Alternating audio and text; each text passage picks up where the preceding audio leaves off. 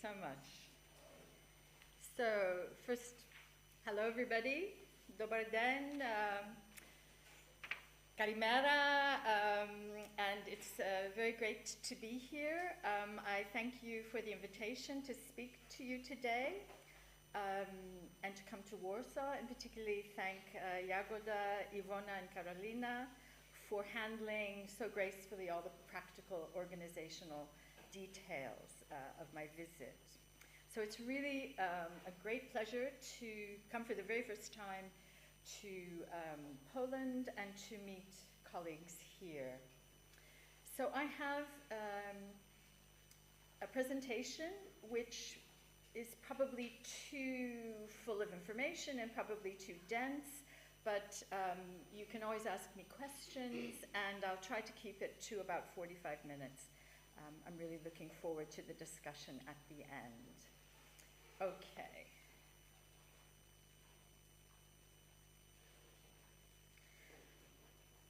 So, in a piece called Sticking with Ethnography, from his book Ethnography Through Thick and Thin, George Marcus, in 1998, described what were then, on the cusp of the new millennium, emerging trends in the practices of early career anthropologists in the USA. He observed that, in contrast to their doctoral research projects, which still tended to be framed traditionally and to follow given repertoires of study within usually single disciplinary training programs, the young scholars' second projects were noticeably distinctive in being generated, and this is his quote, his words, generated out of undisguised passion, identification, or some clear personal connection. So although their questions were grounded in the site-specific mise-en-scène of traditional anthropological research, the questions that these young scholars wished to pursue led them, in their second projects, to other realms and other literal places, and required often multi-sided approaches. Their second projects were often much more interdisciplinary. They were engaged with other audiences at their discipline's borders and with what he calls other writing machines. And this raised for them the fear that they might simply replicate them badly rather than bringing something fresh. Such projects were more open, while those undertaking them were more anxious, less confident. The projects tended to be very personal and were prompted by puzzles, and they were best when the researcher followed the questions wherever they led.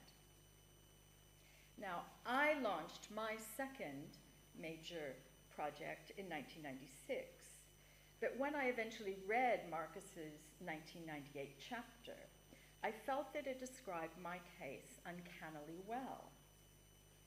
It seems to me that drawing out the connections between one's first and second projects, and possibly subsequent projects, but for the sake of time and clarity, I'm not going to talk about a third, also linked project, which is my work at the UN on the Universal Periodic Review. Looking at those connections is an important and interesting exercise.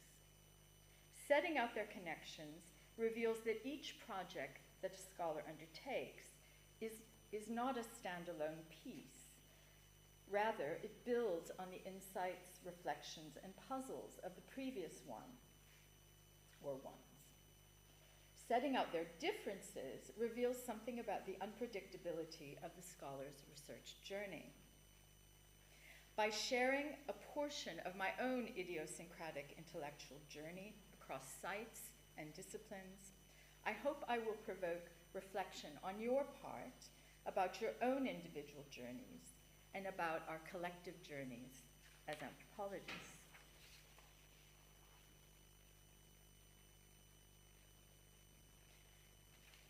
Okay, so my first project was about social construction and performance and embodiment of gender and gender relations in social dancing.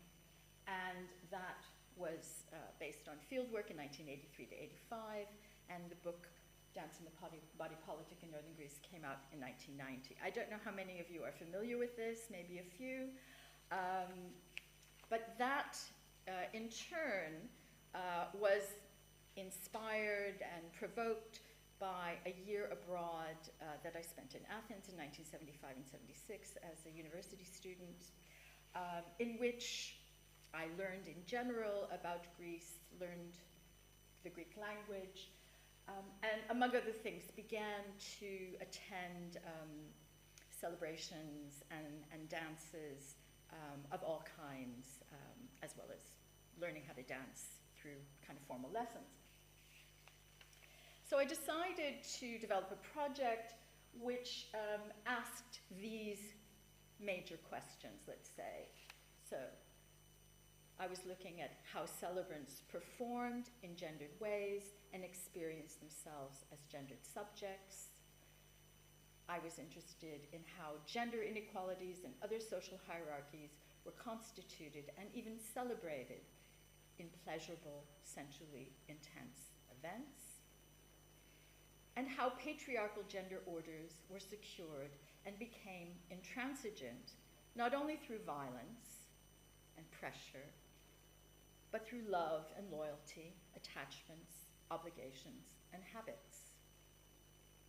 So, some concepts that were important to me theoretically included hegemony, as developed by Gramsci, to explore consent and its ambiguities, and ideas of embodiment, how we take the world into our bodies as the world kind of takes us, through the ideas of Marcel Mauss and Pierre Bourdieu. At that time, this was before we had this kind of explosion in the literature on embodiment. And I wanted to locate Sohos within Greek Macedonia and within, in a sense, the conceptually larger region of Macedonia. Now, you will notice that this is a pre-Prespa agreement and very Greek-based map using the FIROM term, former Yugoslav Republic of Macedonia, which Greece insisted on using until the new name was agreed upon in Prespa, to really nobody's full satisfaction, but a kind of compromise. But it's a clear map in letting you know kind of what the Greek bit of Macedonia, how it's demarcated and its different regions. And the place where I did my fieldwork, Sohos, is probably just above the O in Thessaloniki, in this large letter, Thessaloniki. So kind of northeast of the city, Thessaloniki, and a little south of Ceres. Okay. So it's a market town of about 3,500 people. Used to take about 3 days by horse to the Bulgarian border. Now it takes about 2 hours. But the orientation has always been toward Bulgaria rather than Macedonia, which is quite a bit to the west. So the folks in Sohos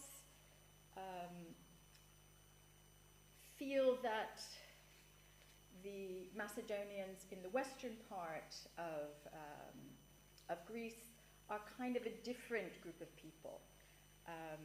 In fact, the old folks would talk about the language that they spoke as Servica, okay, which obviously it wasn't, but that was the term that they often used. And they would always call their own language Vulgarica, or, as I will explain, through other certain circumlocutions. But they would say it was Vulgarica, but not the real Vulgarica, indicating that they knew it was not the form, not the standard, but it was a dialect. So I'll get into that in a second. Yes. Okay. So becoming an anthropologist in the archives, just a few words about that before I get on to this. So I define myself as an anthropologist in the archives. I would never describe myself as a historian. I'm not trained as a historian. I haven't read the literatures. I believe that my anthropological training, identity, and field experiences have profoundly affected my methods, how I approach, how I read, and how I use archives. And to be clear, Clifford Geertz once said, anthropologists don't study villages, they study in villages, although obviously anthropologists don't just study villages anymore. I'm an anthropologist in the archives. I research in the archives. I don't research, i.e. do an anthropology or ethnography of the archives in the sense that Anne Stoller and others have urged we should do, which is a worthy project, but it's not what I'm doing. So here's the question. How does a social anthropologist get from observing performances of gender in social dancing in northern Greece to examining minority petitions in the League of Nations archives? So my long-term involvement with Sohos, which is a simultaneously stigmatized and yet also valorized community, which is, or used to be in the past, Vulgarica speaking, but Greek identified, a community situated in the contested region of Macedonia. My involvement in Sohos grounds both of these projects. I would say that this move from small town Greece to cosmopolitan Geneva represents a recontextualization of a field within broader histories and with international processes and transnational social movements. And then at a theoretical level, and this is something I'm not going to talk about, but just to mention it, I approach the inscribed written claims for nation and rights, like the embodied assertions of gendered self and status, and the responses they generate as performances within distinctive political fields to which differently positioned actors bring divergent purposes, projects, and power. So performances are kind of run throughout. Okay.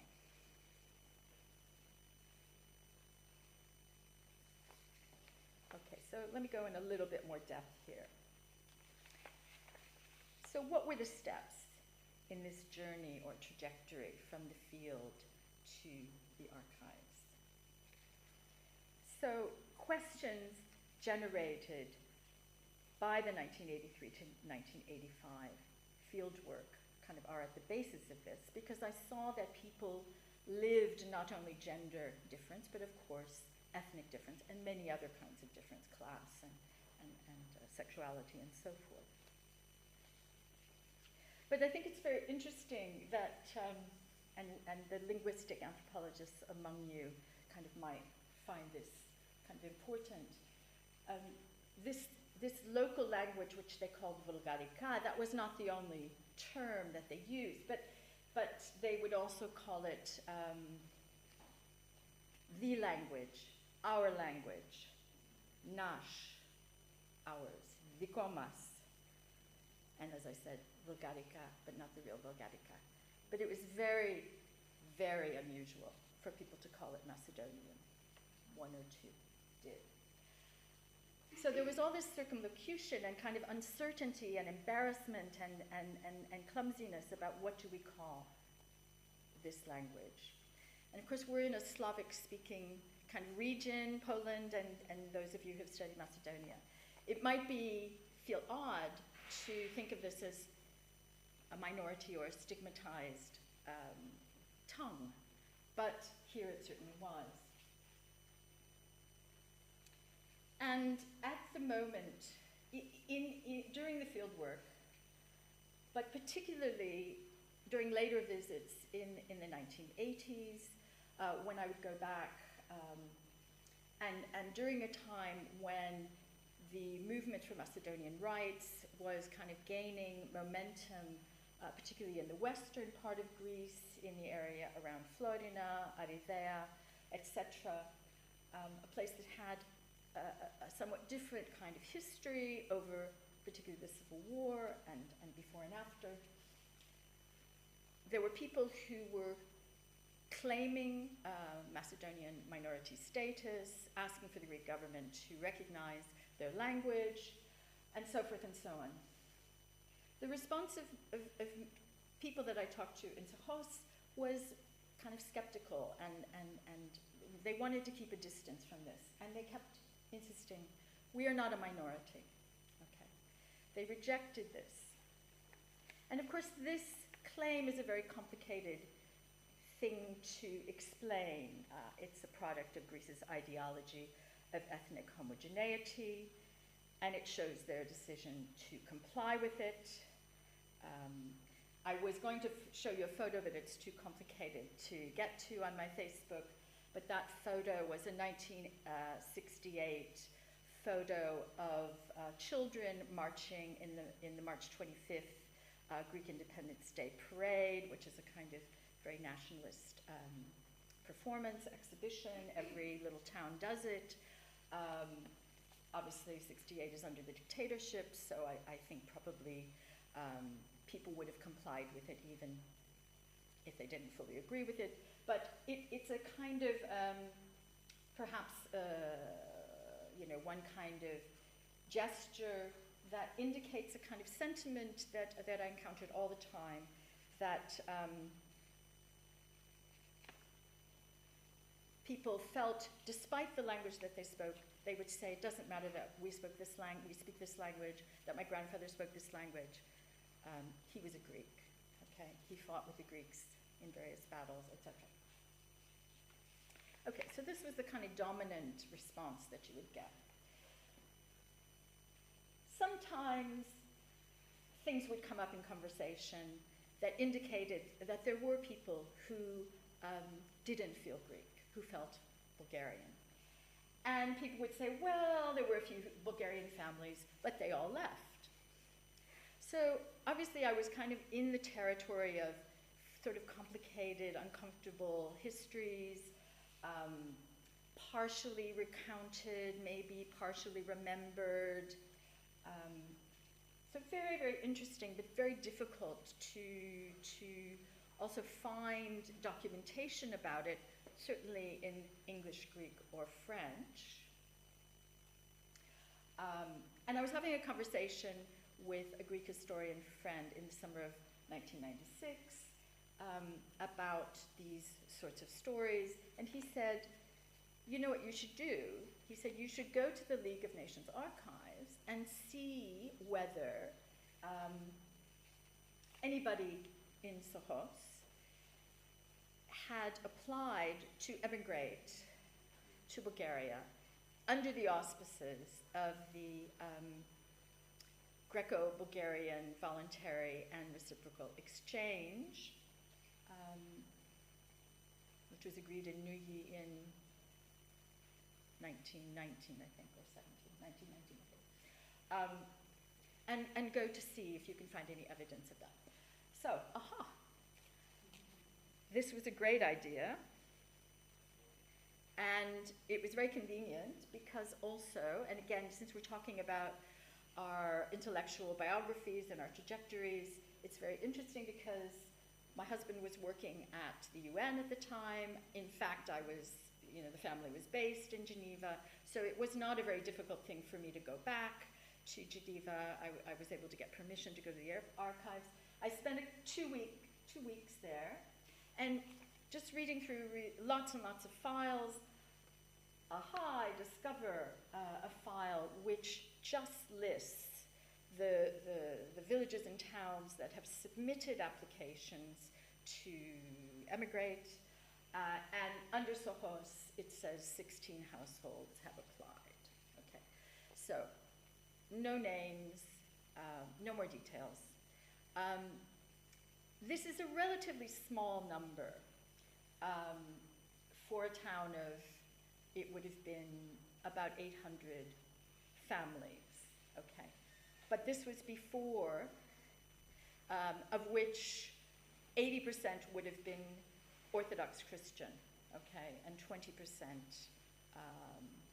Muslims, okay. So this would be before the compulsory exchange in 1923 between Greece and Turkey. So it's a relatively small number, but nonetheless very interesting.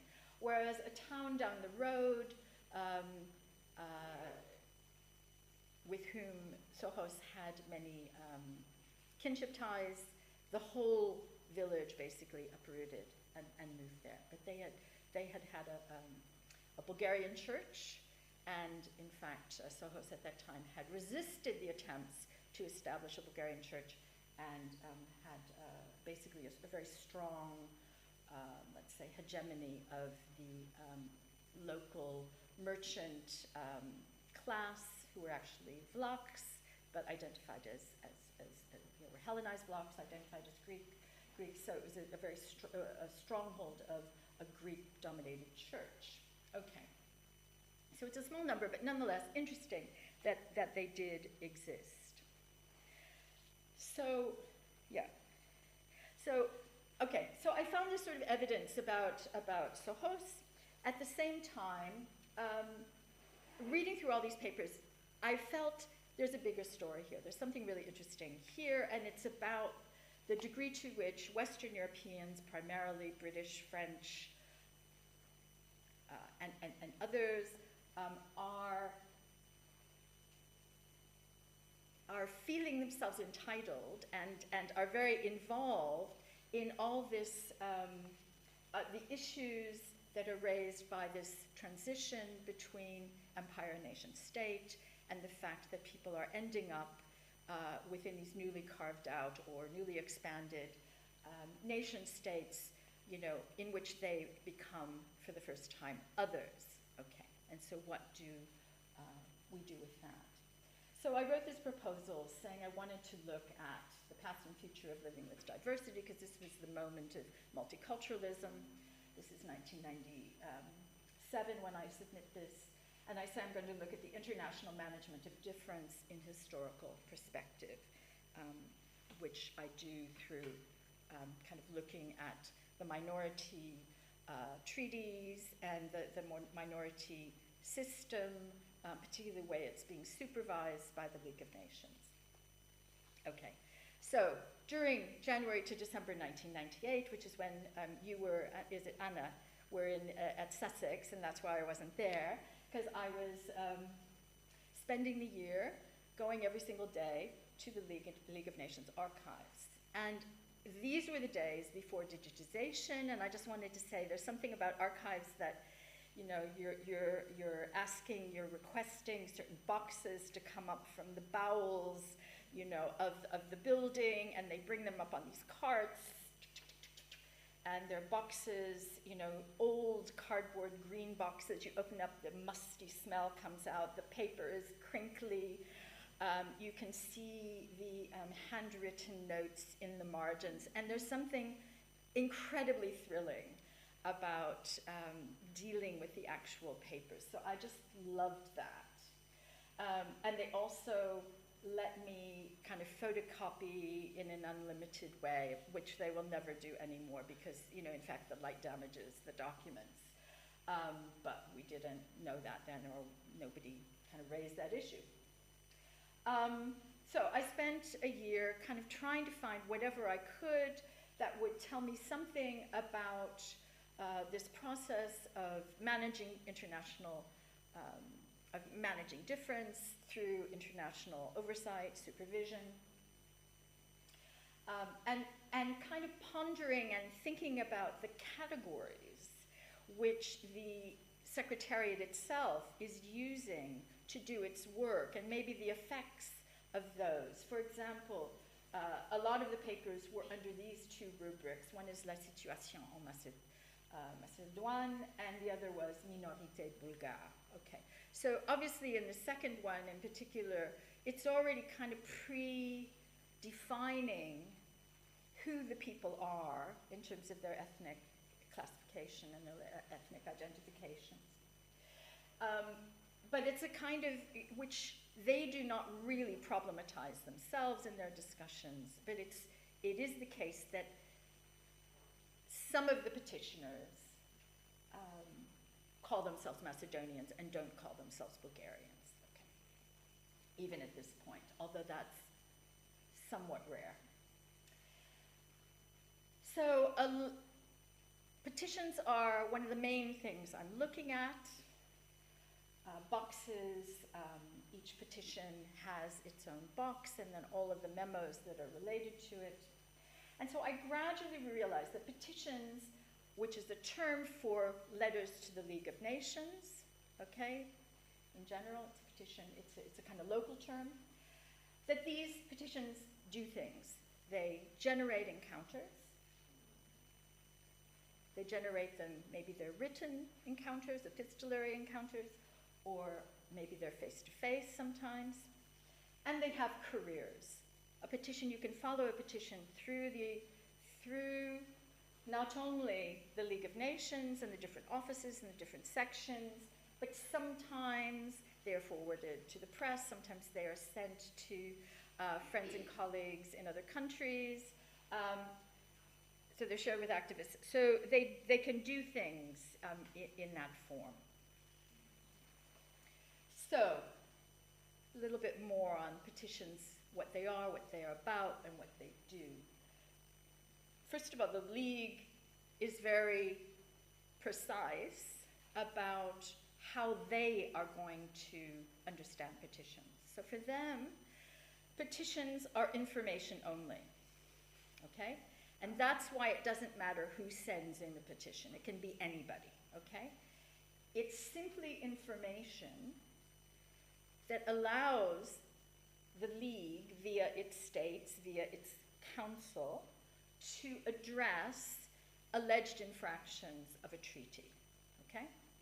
And in order to be accepted, and maybe I'll just say now, in order to be accepted, petitions have to follow 5 formal requirements for receivability. I'm not sure if I'm going to remember them all off the top of my head, but it's something like they have to have an author who is named. They cannot ask for severance, political severance from the state in which they are a part. Third one I can't remember. The fourth one is they cannot use violent language. And the fifth one is they cannot be a petition relating to the same situation of which another petition is already. It can't be a repeat petition, basically. Okay.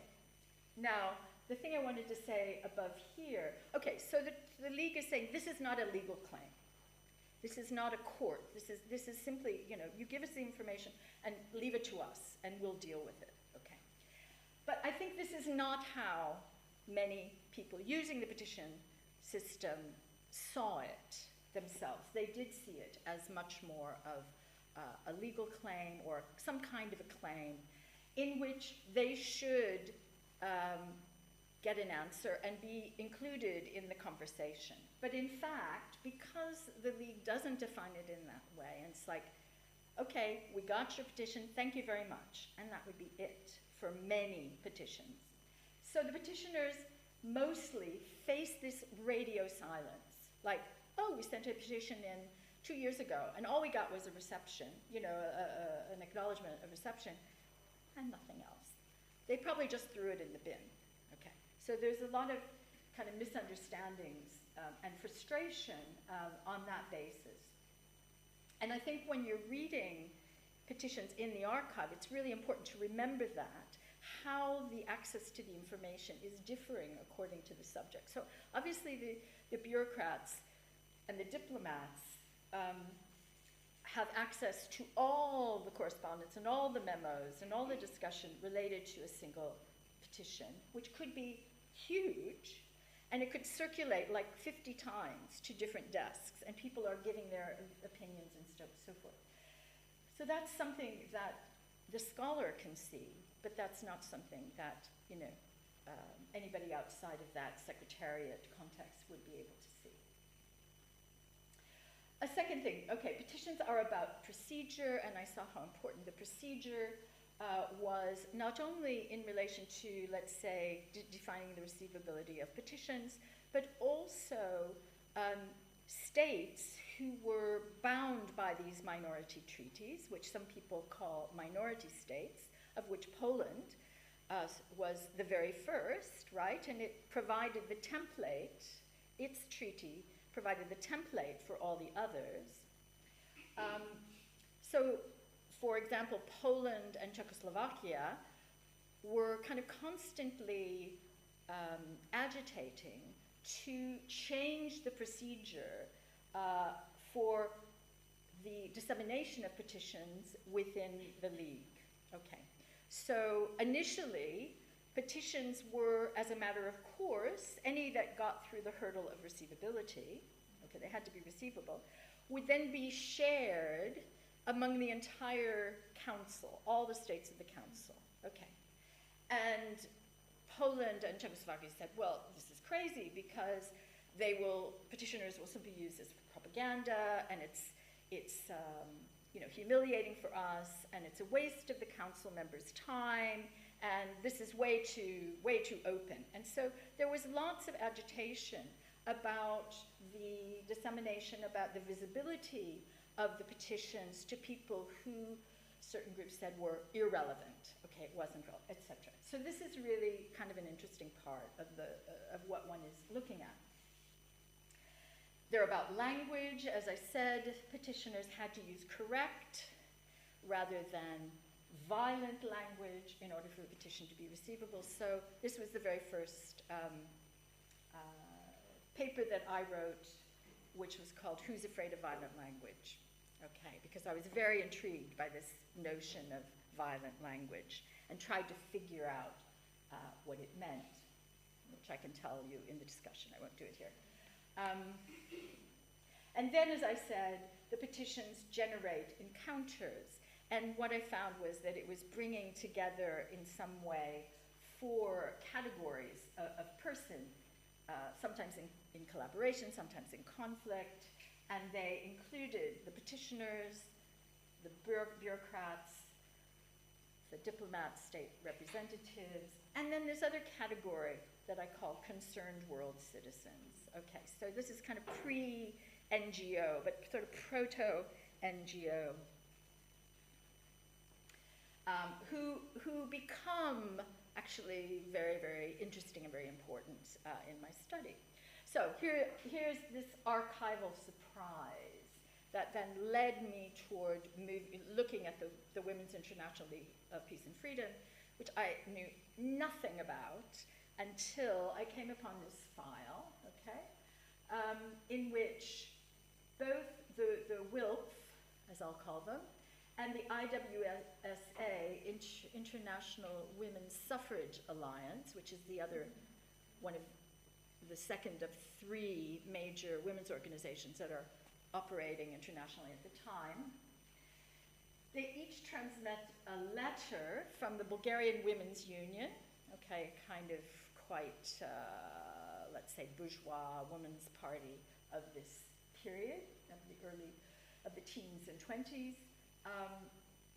So they accompany this letter with their own kind of cover letter, saying, this letter has been submitted to us by our colleagues at the Bulgarian Women's Union, and you really should take it seriously, and as far as we know, it looks very reliable, and please do your best to deal with it.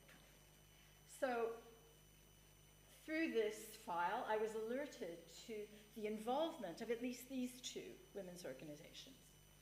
And it revealed what I call the socially thick, politically layered, and ideologically messy character of interactions around minority claims, because people may be making claims with different degrees of knowledge, with different purposes, with different interests.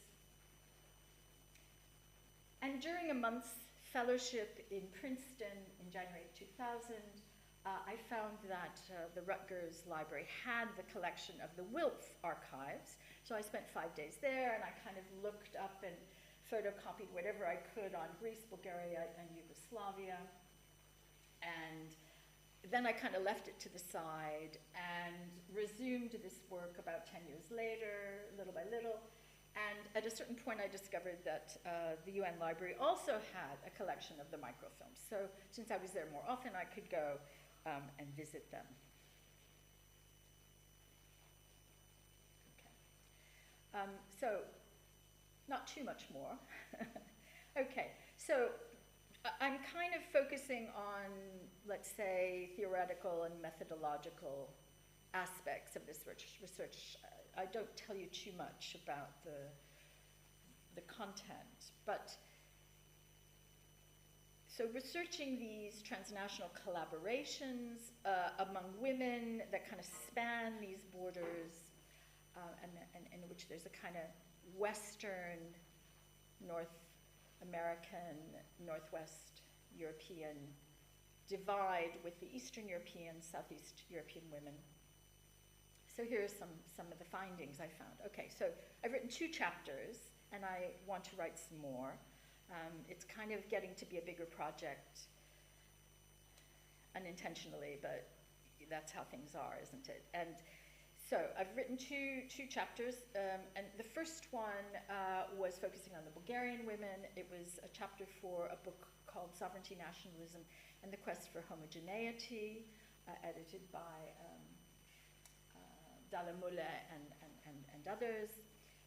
And in that, I kind of built from but critiqued Brubaker's, I don't know if you know this sort of triadic relationship between, yeah, and I said, well, okay, what was it, the nationalizing state, the homeland, civic nationalism, and what's the third one, and the actual minority group itself, and I'm missing it, I'm not saying that right, but he was, you know, very good in saying these are not like groups, they are stances.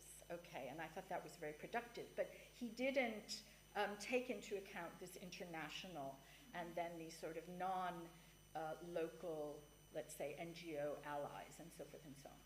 So my chapter there looks at this kind of triadic relationship between the League of Nations officials, all men, the WILF officers and activists, mostly, let's call them Western women, and the female leaders of Bulgarian and Macedonian women's organizations. Okay, so one of the key sort of conclusions that I reached in kind of looking at this was that the WILF women were seeking to recruit the Balkan women, including the Bulgarians, into their international league, into their movement for peace and freedom. Now, the Bulgarian women, who actually reach out to the WILF women first, okay, it's not that they are contacted, it's they solicit the WILF women as more powerful patrons or matrons. And they want them to help the Bulgarian women to draw the world's attention to the suffering Macedonians, the suffering minorities, and to intervene with them, intervene for them at the League of Nations. Okay, so there's a very interesting sort of dynamic going on. Now, the Yugoslav women, which I've just finished a chapter on, and that's in this War in Anatolia book, which will come out later this year, are very interestingly less keen to collaborate, less keen to start a section, and so forth, and it takes them much, much longer. So that in itself is really quite interesting, and you know, and I'm trying to understand what that would be about. But I think that as a victorious state, they were actually happy with the settlement. You know, Macedonian, much of the Macedonian territory became theirs. They defined people as South Serbs, their language as South Serbian, and so they weren't really needing or wanting the help of these movements like WILF who are making actually different kinds of claims about minorities. Okay, methodological points in this research. Okay, so WILP women are mediating. They're in a position of mediating. They're mediating, we could say, up, if we want to use that kind of, I'm not sure that's right, but they are able to contact the minority section officials. But the documentation about that is actually quite thin, and we know about that only because of the letters that Mary Sheepshanks of WILP, who's the international secretary, is writing to her Bulgarian and Yugoslav and Greek, colleagues, and also with her own colleagues within WILP, saying, "Oh, I went and met with Eric Kolban and colleagues in the minority section and talked to them." Okay, so we know that it happened, but in terms of the League documentation, I haven't found anything. And this, I think, also, kind of signals a certain disdain that the League people had for these NGOs, these do-gooders, these internationalists and humanitarians. Okay, they didn't really like that they were trying to interfere. Okay, they did record, they did, write about them some places, but interestingly, it's not here.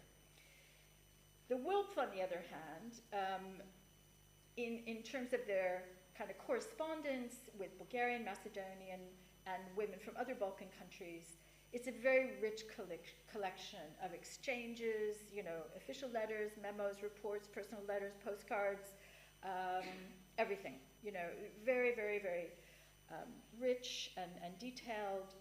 Of course, it's lopsided in the sense that we get to know much more about the WILP women and their interactions with each other and also with the Balkan women. We don't know, obviously, let's say Bulgarian to Yugoslav correspondence, that we get reports on them. So again, this really made me aware of how we need each other as researchers. We need also the language issue, how I need the help of Macedonian-speaking, Serbian-speaking, Croatian-speaking, Bulgarian-speaking, et cetera, to look in the local archives and perhaps answer some questions.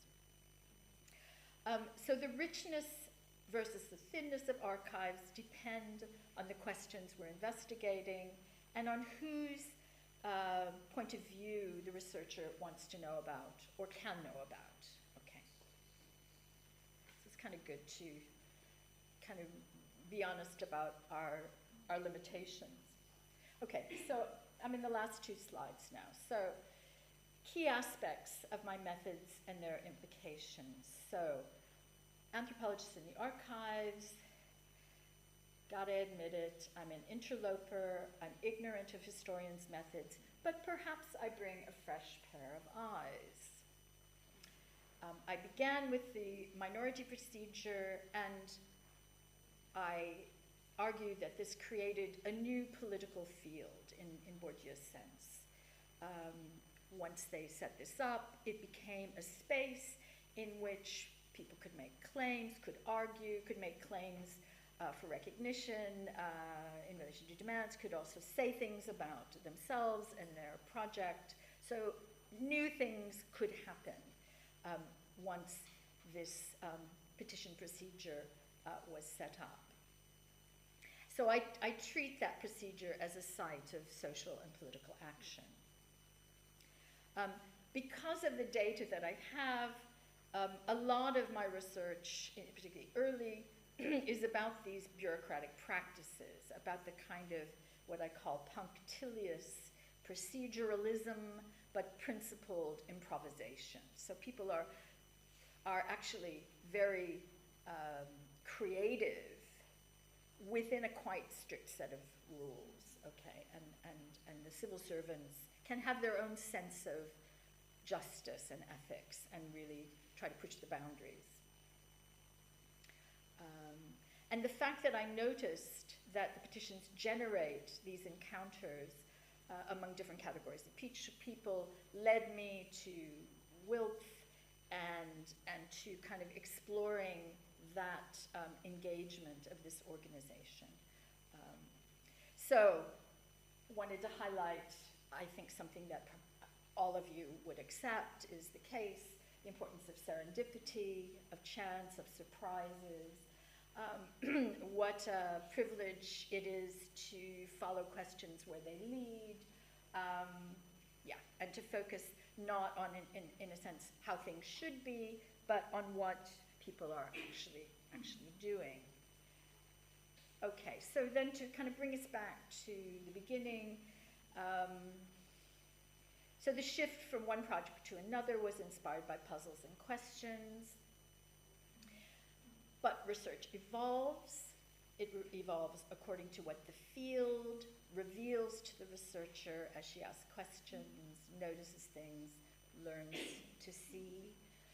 And also, of course, according to changing debates in our discipline and our research contexts, also according to the material conditions that we work, if we have the chance, if we have the funding to be able to go places and do things.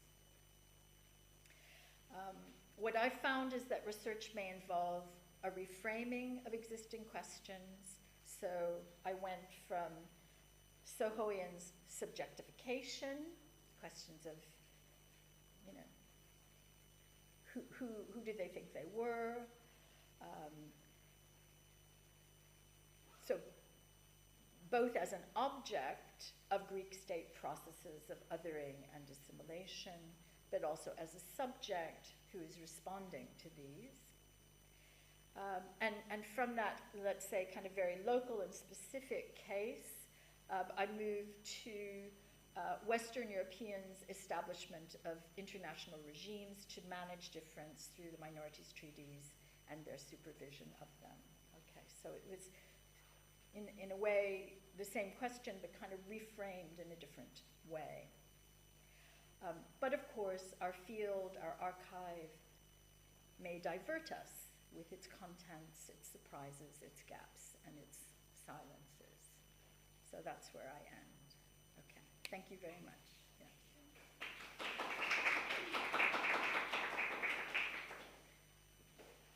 Thank you very much. Now we have quite a while for questions, so yeah, feel free to ask.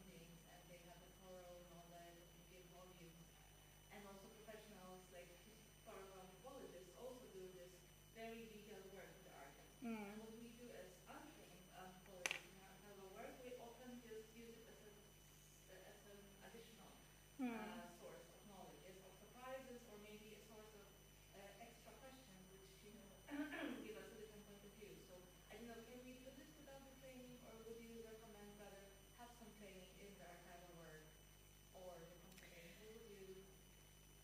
Well, I think whatever training you can get, you know, you should do. You know, one should do. I mean, it was interesting for me that I had a grant for a whole year, and I could go virtually every day, and I became a kind of fixture, and I'm sure I was the only person in the reading room who was an anthropologist, and in fact there would only be, much of the time, 2 or 3 other people, and sometimes in the summer there would be 10. But what I mean, I did notice that historians both that I knew and that I met when I was there, they often came in with a particular question. And they'd say, oh, I have to go to the archives for 2 days, and then I'll be able to find what I need, you know. And they knew kind of exactly, and I thought, God, how can you do that? You know, really? You can really answer the question in like 1 or 2 days? And it became clear to me that I mean, I'm sure I wasted a lot of time, and I was just finding my way. I mean, I was learning through talking to other people about how they used archives, you know, and learning, obviously one relies a lot on the librarians and the archivists for guidance and how to read the, what do you call them, you know, the indexes and things and where to find them. So you're learning a lot kind of on the spot. But, now what did I want to say?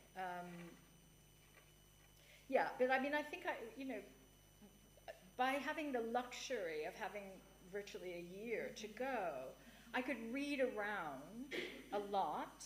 I could do lots of tangents. And also, I think I just got a sense of the archives and what that particular archive contained. Okay, so yeah, obviously, I think if courses and trainings exist, we should do them and we should take them. But I do think we have something to offer, you know. So when I wrote this Who's Afraid of Violent Language paper,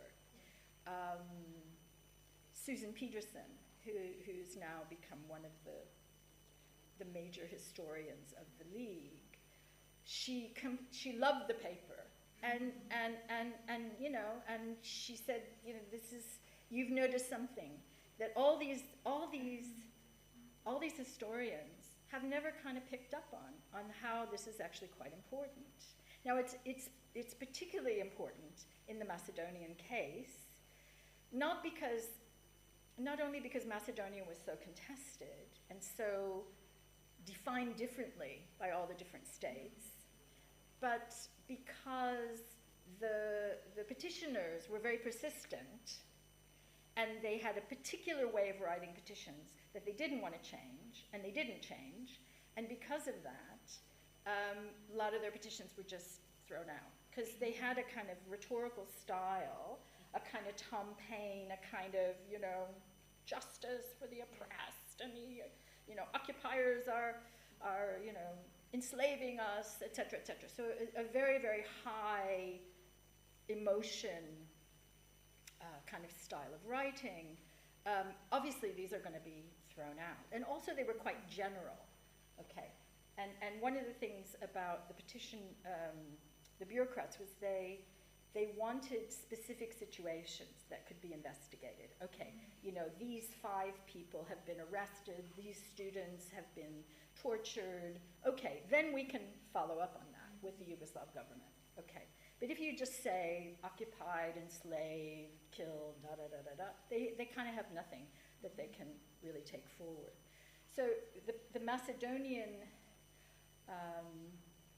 revolutionary organization and immigrant and refugee brotherhoods and certain women's groups and choral groups were the ones that were sending in petitions, and they were often of this kind.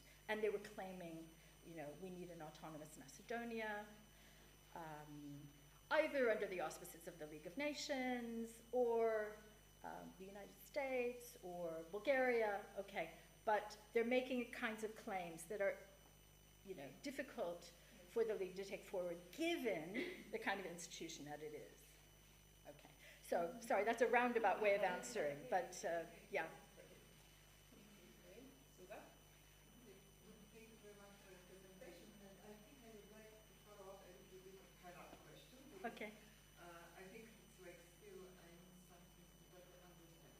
So you said that you are not anthropologists of the archives, but in the archives. Though during your presentation, frankly speaking, you presented a lot the logic of this archive. So we know there is a lot of works, particular anthropological, on the power of archives, how they construct the knowledge, what is stored and what is not stored. And to some extent you presented it. So Yeah, that's true. That's why I would like to learn something more about, what you understand by anthropology in the archive. You are not lucky because one of my best friends, she's historian, and I know a lot about working in the archives. And what they do is really that they try to critically approach the data and understand not only what is in the archive, but why these documents have such a form. As you said, this petition where they have, you named some characteristic features of these petitions, which is probably because it was required, but you said there is no this document like before. So I would like to, if you could a little more tell me what you understand, yeah, and maybe, because for sure you were inspired by some critical, historical literature on the how to make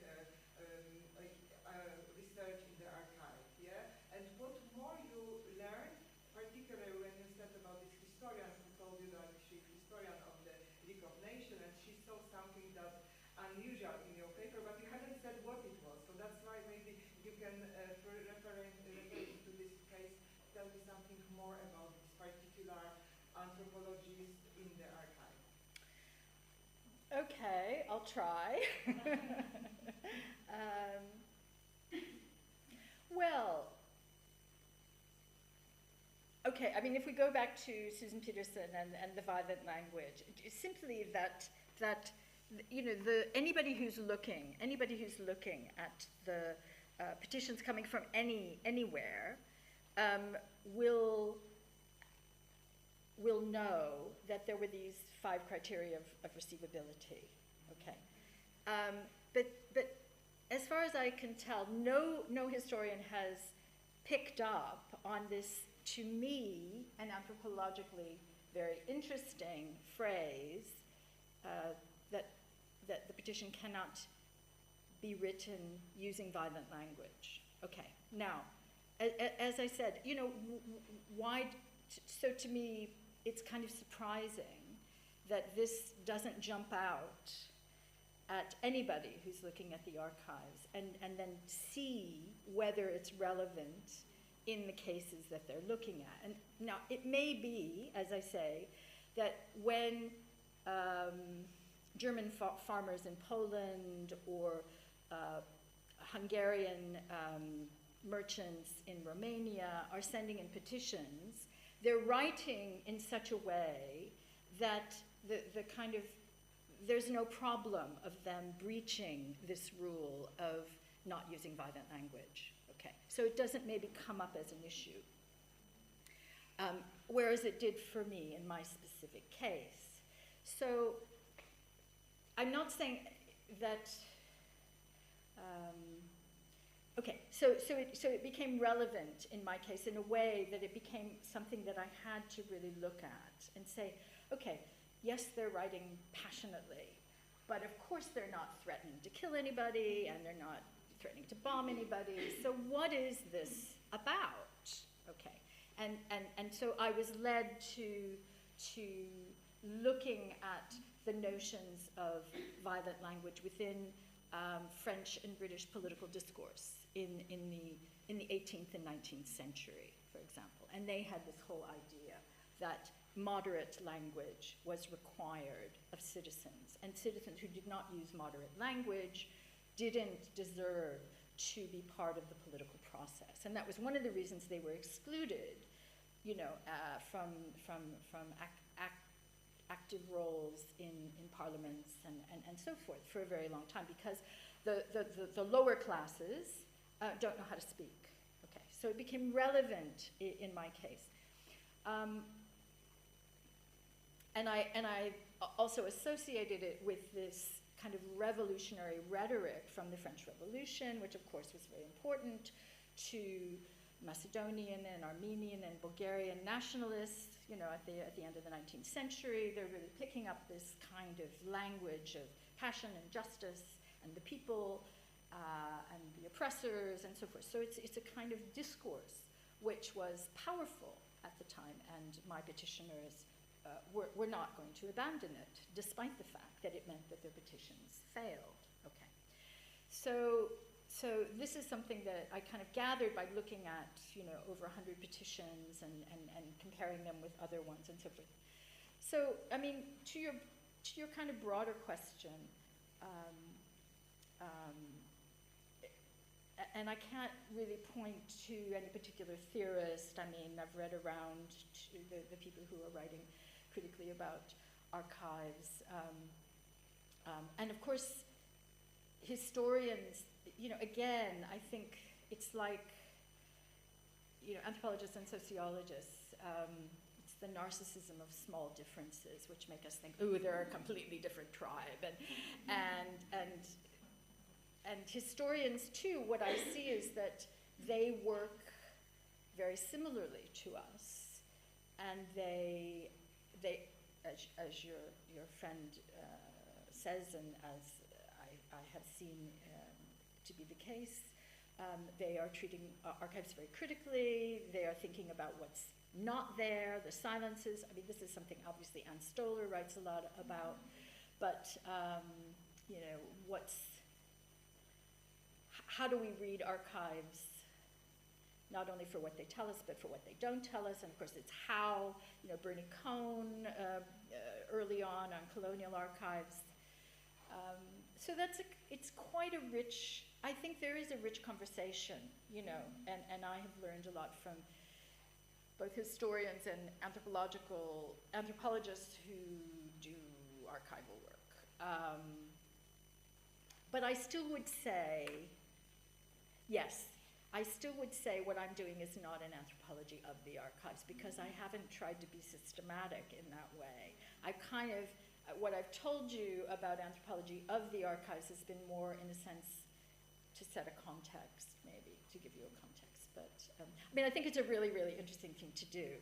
I just wouldn't claim that I've done it properly, let's say. But I've picked up things, as I've gone along. Yeah. Thank you very much, Dave, for your presentation. Maybe a little bit of following of Helena and Wow, that's great. Yeah, absolutely, because I'm also not the person who do a lot of work in the archive, but what is inspiring me is the text of Anne Stoller, who also you referenced her. And my maybe question is related to the accessibility of the archives. Can you say something more about how you access of those archives? And it's only the only place in Geneva you were working this work, because you were talking a lot about encounters. So maybe there is some kind of following of other archives according to all those encounters. And also about the language. Yeah, we were talking about violent or non-violent, but the simple question, what was the language of Yeah, petitions? good question, of course. And also the encounters. Yes. What kind of dialogue Okay. or maybe polylogue with all those papers, circulation of these papers work? And if I can a little bit out of this topic and about Sohos itself, Yeah. because as far as understood from the conversation before, the seminar you are visiting the place, I mean the Greece often. What is now the relation between the people of Sohos with Bulgaria or with Macedonia, that is now called North Macedonia? Yep, I'm in this country, north. Especially when Bulgaria entered the European Union, or I don't know if you want to answer this. Okay, I'll try to remember all those questions, but you asked about access, you asked about the language of petitions and things, you asked about encounters, and then Greece, let's say Sohoians' relations with Bulgaria and Macedonia. Okay, I'll try to say something about all of those. So at the time that I started, in terms of access, the time I started the research, 1998, the League of Nations Secretariat records, files, documents were simply in one place, Geneva. It's part of the UN complex. By the way, the reading room was tiny. It was smaller than this room. And at the time, it had about 3 tables. And then the archivist had a table and then some filing cabinets with cards. And as I said, sometimes I was the only person in there reading. Sometimes there were 3 or 4, and sometimes in the summer vacations there would be 10, and it would be maxed out, you know. But this was before, in a sense, the return. Susan Peterson writes an article called Return to the League of Nations in 2007, maybe, 2006, something like that. So I was there kind of 10 years or 8 years before this began, and there weren't that many people, but there were, you know, people would come. So if I wanted to read any of these files, I had to go there physically, and that was, you know, call up the boxes. Now, in the last 2 years or so, there's been a huge digitization project at the UN, and they've now digitized, I think, all of the files. I mean, zillions of them, papers. Professionally, they're beautiful. All the marginalia is readable, which is, I was really worried that that would get lost, because it's very important for my research and for everybody else's. But that's only really in the last, I think they just finished like a year ago. It took a couple of years. And they are in the process of digitizing also. Okay, anyway, so that's a new thing. The WILF archives have existed on microfilm, okay, until a year and a half ago. I would have to go to the archives, to the archivists of the League of Nations. It was kind of housed in there. And I would go to Jacques and say, please, I want to kind of look at these WILF microfilms. And he would have to get the little booklet out on how to set up the machine, because it was so old.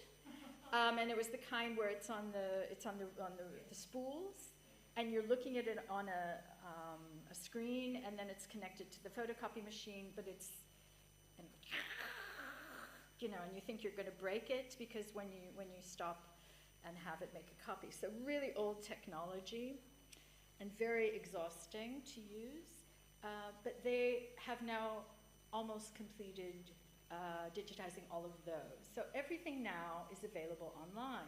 Now that makes a huge difference. It makes it accessible to everybody, and it's open, completely open. Anybody can go on. Now, of course, you have to have skills. You have to know how to find things. You have to have the patience, etc. Whereas I could kind of quickly, you know the difference. You know the difference between reading it on paper versus looking at something on a screen. So the pros and cons of this digitization. But yes, those are the archives that I have worked with. Those two, although rather massive, archives. This is also what distinguishes me from a historian, is that I think historians really feel, rightly so, that one should go to lots of different archives, as many as possible. But I haven't done that really.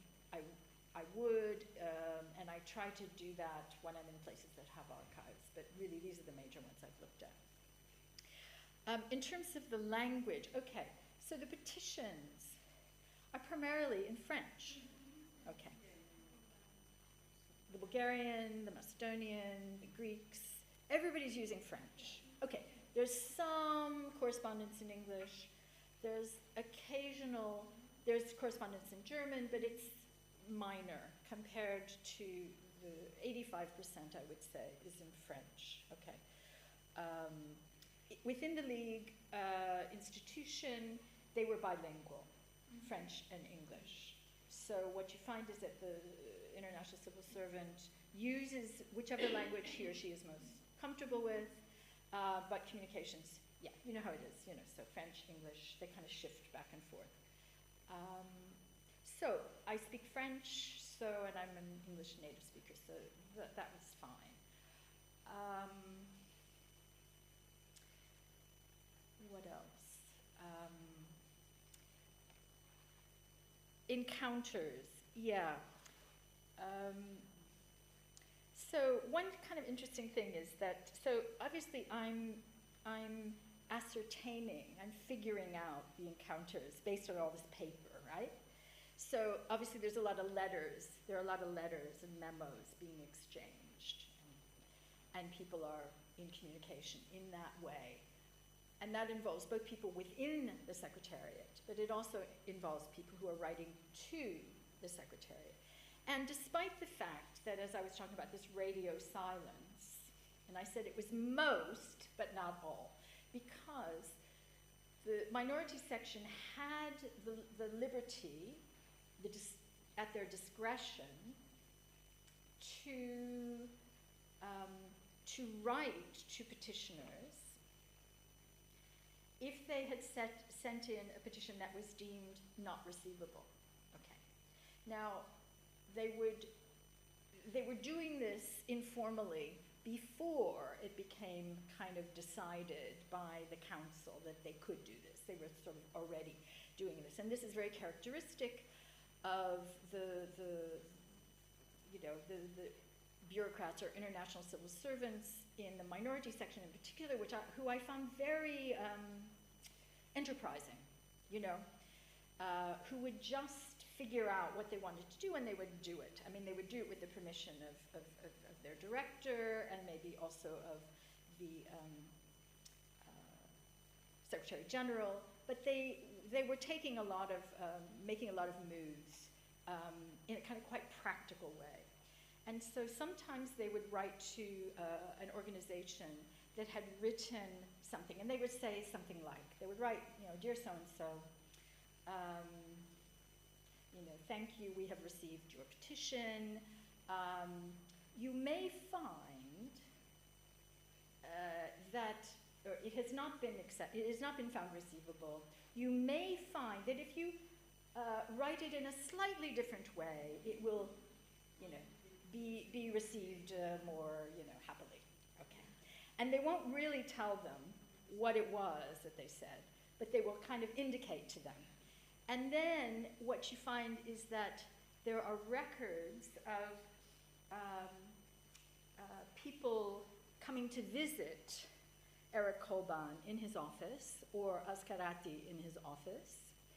The British, or the Bulgarian so-and-so, or this, president of such and such an association will have a meeting in his office, and he will discuss it with them. Okay, so this kind of radio silence isn't total. Okay, it can be broken, but usually it can be broken best with people who have access to Geneva or access to somebody powerful who can intervene for them in Geneva. Okay, so this kind of informal communication is part of this. So I think of this as a kind of bureaucracy, a sort of before bureaucracies became hardened and walls were set up. They're actually a rather permeable bureaucracy at this time.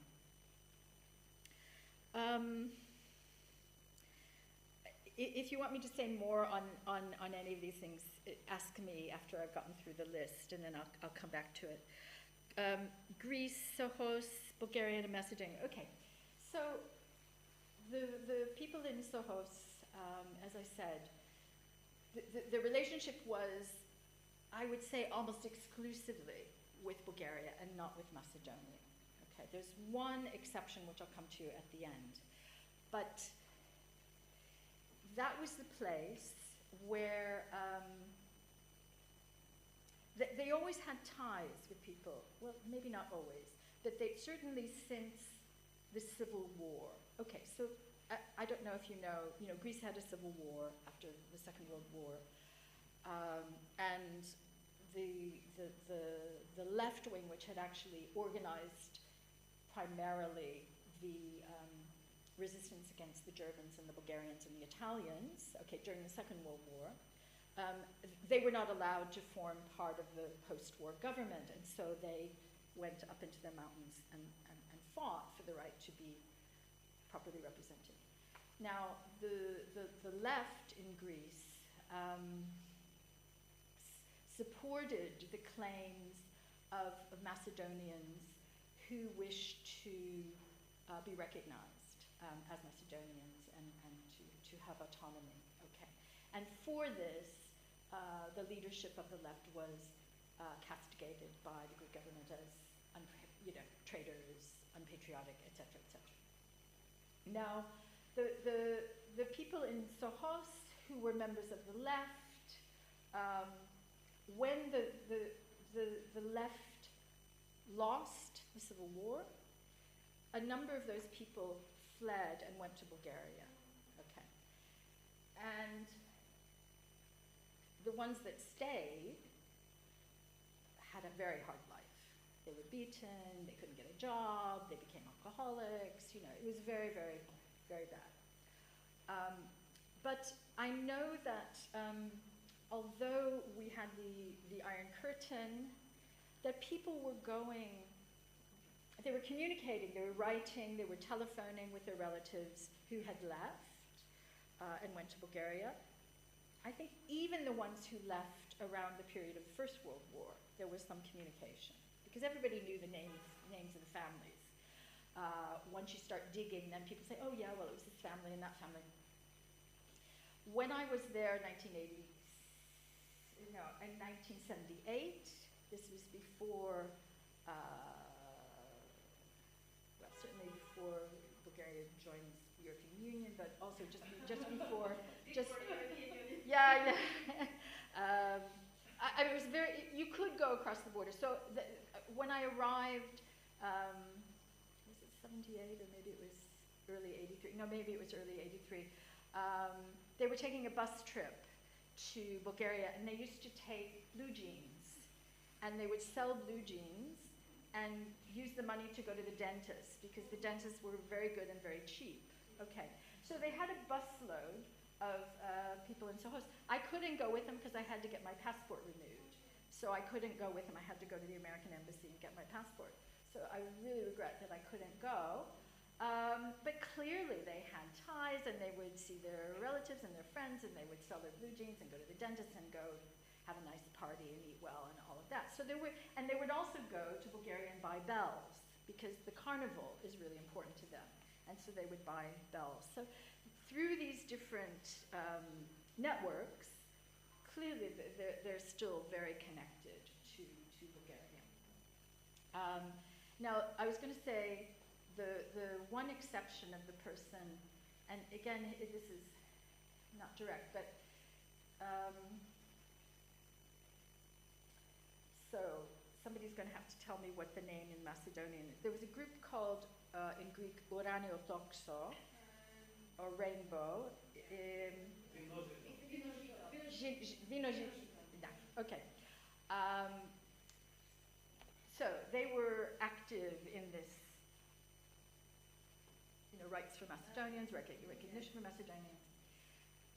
They had a really hard time holding on to lawyers who would work for them, because the Greek government would start saying, you don't want to work for them because, you're going to have problems.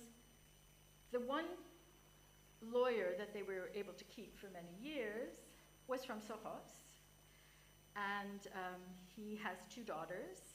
Okay, so Yorgos Koftis, who's a good friend, who's also a kind of unofficial historian of the town. He's a very brilliant and very nice and very interesting man. And he worked for them, but I think he confided to me that he was always worried that, his two daughters would face problems because of that, because this is how the kind of intimidation that the Greek state would give. So he would work for them, but he said, well, I don't know if I agree with their program, but they should be defended and they should be supported, and so that was kind of the connection that existed. And he himself was somebody that local people would come to and tell their stories, and of how they had, suffered because they were speaking what they call Bulgarica. And so he has kind of kept a record of these things. So, you know, he's a real kind of font of knowledge. So I would say that the relationship is existing and is strengthened in Bulgaria. With Macedonians, not that I'm aware of, not so much. Maybe that's changing. But you know, the town is very Greek identified, and people are quite nationalist. And you can see that in their public presentations, in the ways they vote, and so forth and so on. Yeah. Okay, Anna? Thank you. Very interesting presentation from my perspective, especially I wanted to ask also what Carolina has asked about accessibility, but also about the following the life of the documents, especially the ones who were not deemed receivable, but were allowed to go. Were allowed into the system. Yeah. What next? Where Cowan was, So, right. what they do Yeah. at the end of petitions. Yeah. So there are not very many. There are not very many, you know, specifically making claims or demands for Macedonians. Okay, so first of all, one interesting thing is I found a big dossier of files which were kind of all grouped together, that the Secretariat had put together, which were kind of clearly and simply only about claims for Macedonian autonomy or independence, you know, some kind of recognition of Macedonia as a political entity. And they put them all there together. In fact, it circulated quite a lot within the organization, to the political section, to the legal section. People were looking at it, but they just basically said, these, you know, they don't pass the test. Now, they didn't pass the test on the basis of the second criteria, that a petition cannot ask for severance from the state of which they are a part. Okay, what I call the separatist kind of condition. But the very fact that they kind of put them all together, to me, was very interesting. And you know, they came from, you know, some were in English, and they were coming from some were in French. Some of them came from immigrant communities in the States. There were a lot of telegrams from Gary, Indiana, Springfield, Ohio, Chicago, and I'm from Cleveland, Ohio.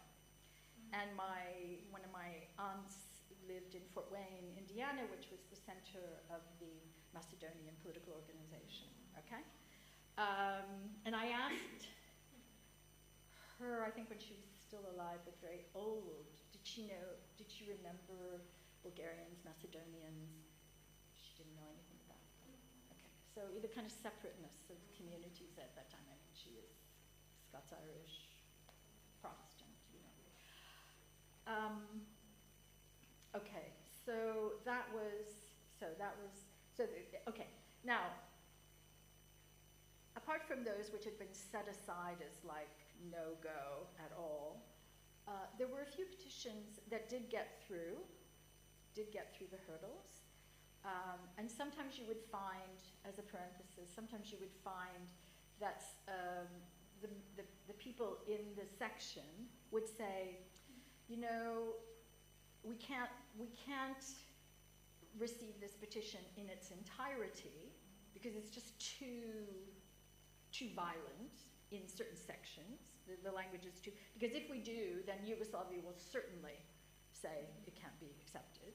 So they're kind of anticipating that refusal. They said, but, you know, if we just say this section, because this section is the one that deals with, you know, these 5 people who are in prison and they're being tortured, you know, in whatever, Bitola, Skopje, whatever. And then we send that to the Yugoslav government. Why don't we do that? And so they've done that. They did that in a couple of cases. Not surprisingly, it then goes to the Yugoslav government for comment. It always goes to the interested government for comment. And of course, what does Yugoslavia say? There's no such thing as a Macedonian minority. They're South Serbs. They're not minorities. They're revolutionaries. They're bandits. They're insurgents. They're criminals. No, you know. So this is what happened. And then they more or less, the states more or less say, well, there's nothing we can do. Okay. Now, and I'm afraid that's pretty much what I've found for these petitions. Now, it's not that governments always would say that, but, you know, in Czechoslovakia, in Poland, in, you know, other countries that had a more, I don't know, constructive attitude, let's say, wanted to be seen as more constructive related to their minorities, might say, okay, well, we'll change this, or we'll do that, or, you know, and you guys stop making bad propaganda, and we'll make this little adjustment. Okay. So it was a kind of negotiating space. Now, if, in principle, things could go all the way up to the council, what I've just described was called the committees of three. Okay. So you would have three non-related states to either of the parties, either the government or the petitioners, and then you had the director of minorities sitting in there. And basically, these were diplomats like Brazil, Germany, Lithuania, you know, and they knew like nothing. And then Cowan, the director, would say, okay, I'm going to give you some of the context to this, blah, blah, blah, blah, blah, blah, blah. And here's what we think, blah, blah, blah, blah, blah. And they'd say, yeah, sounds like a good idea, let's do that, you know. So in fact, the director had a lot of,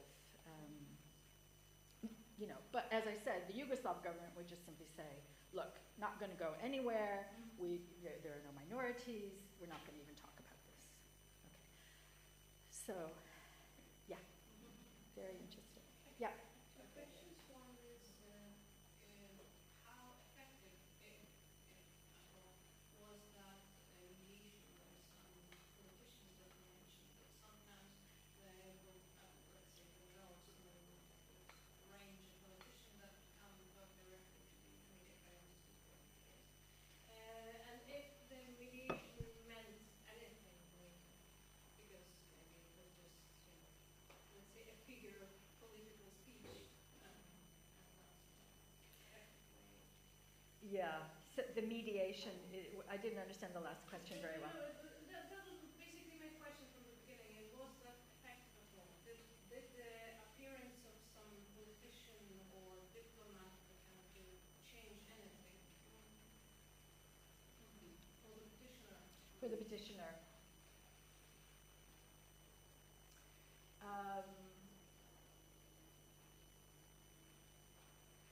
I think probably not in most cases.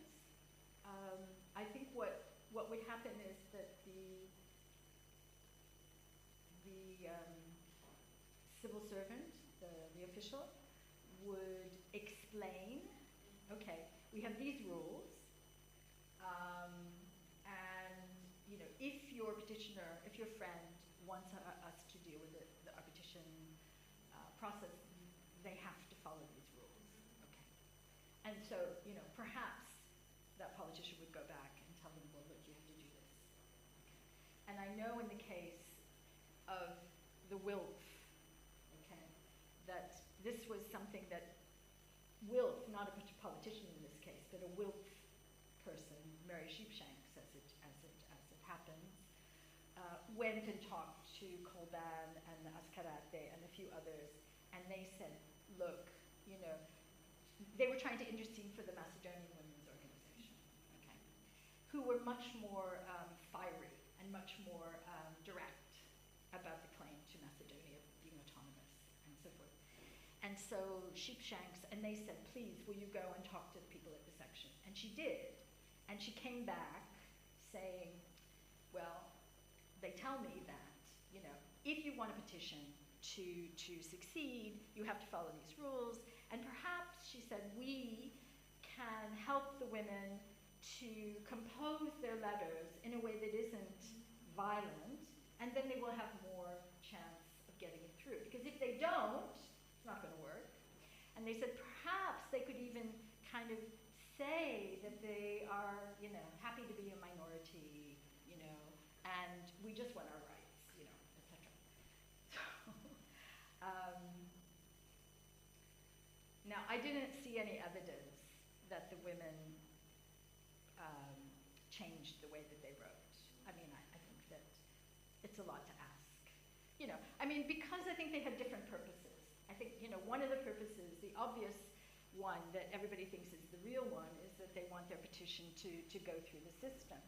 But, you know, since people were publishing these petitions in the newspapers, it was probably just as important to say, we are sending petitions, you know, and here's our petition, and look what the League does, nothing. They don't help us, they, you know, they're just for the great powers, and, you know, that was to a large extent true.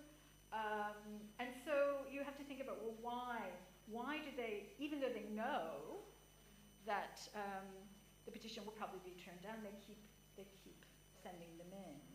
So I wrote another paper I wrote was precisely on this issue, and I called it The Success of Failure. So they know it's going to fail, but actually by failing it succeeds in some other sense, okay? Because people have complex political purposes and objectives. So, you know, we have to look at petitions in this way too. Now, did you have another question? Yes, not those Yugoslav women. Yeah. I intuitively agree with your intuitive explanation Yeah. why they're not too active. But the Yugoslav women of League of Nations, where are we? Okay, here. So basically, are they mostly Serbian, or are there any Jewish representatives? Nobody else. So, Serbian. no, it's a nice question, and so in the paper that will be published, I answer some of those questions because I think initially the Wolf women are trying to get women from the Serbian, Croat, Slovene kingdom. So it could already be even Bosnia, theoretically. It's not. Yeah. No, even before it's formally formed in 1919, I think. In 1915, they're already kind of in communication, and they have Slovenian, Croatian, Serbian, maybe one Bosnian, but mostly those first three women. When it comes to be time to form, which is mostly after the peace treaties, because during the war people are just busy with the war, you know, and then they find that it's really hard. They're trying different times. They make visits. Women say, yeah, we'll do it. Then nothing happens, and so forth. Initially it's a mix of Croatian, Slovenian, and Serb, but they apparently decide. Emily Balch reports in 1925 that they've decided that they should first form a group in Belgrade, and then create other groups, you know, around the country. And when it's initially set up, it looks like from the names, just at least the married names, the husband at least would have been Serbian because of each sort of ending. And so all those women, apart from a British and a French woman who are married to Serbs, are all Serbian. Now, one of the questions that I have is, you know, what is the political affiliation and political views of those women who are in the section that is finally created in 1929, okay? And that's something I need a colleague, you know, who would have access to the records of them, you know, in Belgrade, let's say, at the time. And you know, there's much more work to be done about these women, which I don't have the linguistic skills or the historical knowledge to be able to do, so I need people to help me on that. But yes, my sense is that they're Serbian, and that they also, similar to Bulgarian women, are quite, and maybe even more in the case of the Serbian women, are close to the government's views. You know, these are not primarily women who are have very opposing views. And of course, the socialist women are not part of this. You know, they have other organizations, nor are they the arch conservative women. So kind of in that kind of conservative liberal spectrum. But yeah, no, I mean, these are really, really important questions that I just don't really know how to answer at the moment. Yeah. Okay, very short. I'm sorry, I have very long kind of. I'll try to be as good as possible. So when I was an undergraduate in Italy, one thing I was taught was that anthropologists do field work, historians work in the archives. Yeah. And there was a third category actually called folklorist or ethnographer, who somehow divides her time between the archive on the one hand and field work on the other. Now obviously times have changed because more and more anthropologists do research in archives, and of course we have historical anthropologists, anthropological historians, and so on. Now the question I wanted to ask on the basis of your research in archives, do you think that the archive can be a starting point for more collaboration between anthropologists and maybe historians? Did you involve historians, for example, in your research? Well, that's a great idea. I mean, I don't involve them in my research in the sense that I write things with them, but I mean, in the sovereignty and nationalism volume, I think I'm the only anthropologist and the rest are historians, and it's pretty much the same for the one on the war in Anatolia. So I mean, I'm in communication with them. They invite me to conferences, and in that sense, I really enjoy talking to historians, and the more we collaborate, the better, I think. So yeah, no, I'm all in favor of it. Okay, if you have any more questions, I think we can move them after the seminar so that we can let you go. But first of all, thank you very much for coming here. Thank you all for the discussion. Thank you for the recording. And just last mention, it has been a common seminar with the Institute of Slavic Studies of the Polish Academy of Science, called Institute of Karolina. No, I'm joking here, but that's how we call it.